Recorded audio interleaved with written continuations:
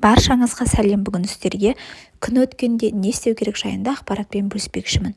Күн өтудің белгілері: температураның көтерілуі, яғни дененің ып-ыстық болуы, естен тану, тыныс алу мен жүрек соғысының жиілеуі, құрысу болуы мүмкін, тері құрғақ және қызарған, және бастың ауруы мен бастың айналуы қосылады.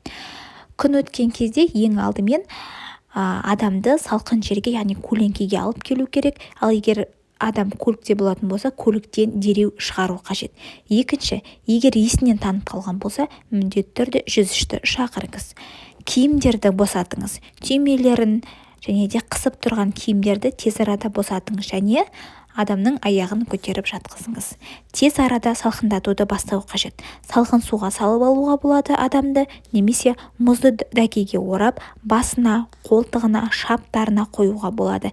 Немесе кішкентай бала болатын болса, салқын компресс қоюға болады. Және көбірек жиі сұйықтық беру керек, салқын сұйықтық. Күн өтудің алдын алу үшін сағат 12 мен 17:00 аралығында далада аз жүру, бас киім кию және суды көбірек ішу қажет.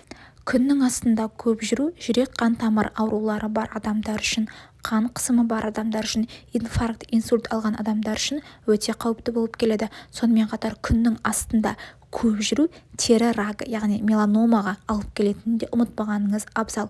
Сол үшін де сақтанып жүргеніңіз дұрыс. Егер видео пайдалы болған болса, достарыңызбен бөлісіп, лайк басып, комментарий қалдыруды ұмытпаңыз.